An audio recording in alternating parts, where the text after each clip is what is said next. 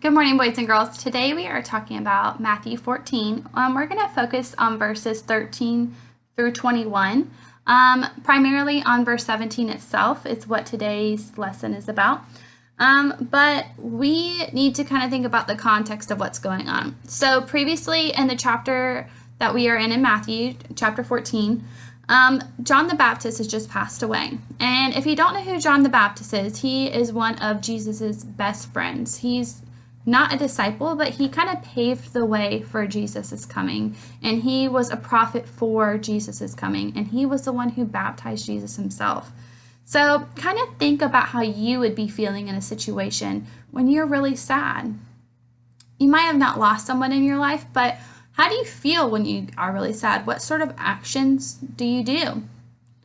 I know whenever I'm sad, I like to be alone. I don't want anyone to talk to me. I don't really want anything to do with anything going on. I kind of just want to be by myself.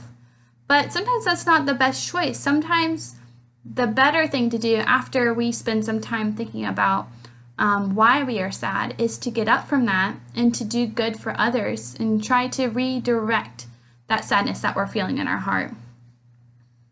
So whenever you're really sad, maybe take that time to stop and think and see how you can do to change the situation. And think about previously when you have been sad, what it was that made you happy afterwards. So in this story, Jesus is enduring. He is taking that sorrow that he feels from John the Baptist's loss, and he's putting it into doing good for other people. So I'm going to start with verse 13. When Jesus heard what had happened, he withdrew by boat privately to a solitary place. He went by himself. Hearing of this, the crowds followed him on foot from the towns. When Jesus landed and saw a large crowd, he had compassion on them and healed their sick. As evening approached, the disciples came to him and said, "This is a remote place, and it's already getting late. Send the crowds away so that they can go to the villages and buy themselves some food." So all these people have been following Jesus because he's Jesus, and they've heard of all the miracles that he's done. And so people that were sick came to him, and Jesus felt compassion in his heart, even though he was already sad, and he healed their sick. Jesus replied, "They do not need to go away. You give them something to eat." "We have here only 5 loaves of bread and 2 fish," they answered. "Bring them here to me," he said. And he directed the people to sit down on the grass. Taking the 5 loaves and the 2 fish, and looking up to heaven, he gave thanks and broke the bread. Then he gave them to the disciples, and the disciples gave them to the people.